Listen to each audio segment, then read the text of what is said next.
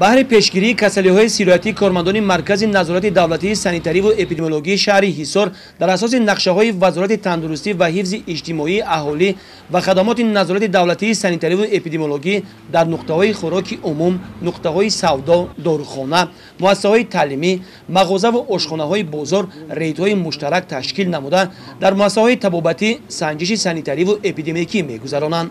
در رفت گذراندن ریت‌ها از طرف کارمندان مرکز محصولات گوشتی، شیری، محصولات قنادی که مهلت استفاده برایشان گذشته است و صفت پست دارند از معاملات گرفته شد.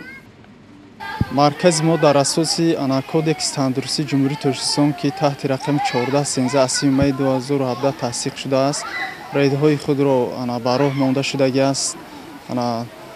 نسبت سوداهای قد کوچکی که امروزها نهایت گرم می باشد که سرایت شبی شهروندان از همین خوراک‌ها که طلبات‌های نگهداری محصولات‌های خوراک‌باری در سودای قد کوچکی که نادرست براه مانده شدگی هستند، ما عاید همین‌ها ریدها گذرانده برطرف نمودیم. کارمندان ساحه جهت تامین رعایت قاعده‌های سانیتری و گیگینی و پیشگیری پنجشنبه بیماری‌های سیرایتی ریت‌های مخصوص دقیق نموده برای رفع کمبودی‌های جای داشته چاره‌های تأخیرناپذیر می‌اندیشند.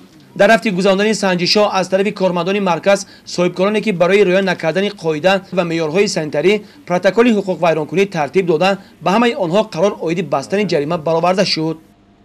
برای پیشگیری بیماری‌های سیرایتی نقشه الهوایی ترتیب داد که در اساس نقشه الهوایی ما در قهوه‌خانه، خوراک‌های عموم، نقطه‌های سودا و سودای قد کوچکی ریت‌های سنجشی گذراندیم.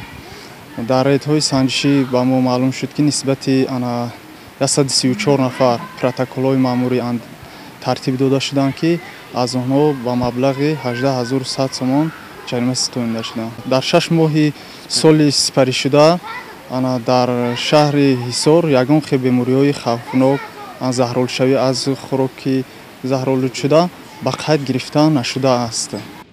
مسئولین میگویند که از ورود محصولات پس‌صفت مقدار زیاد از فروش بیرون کردند.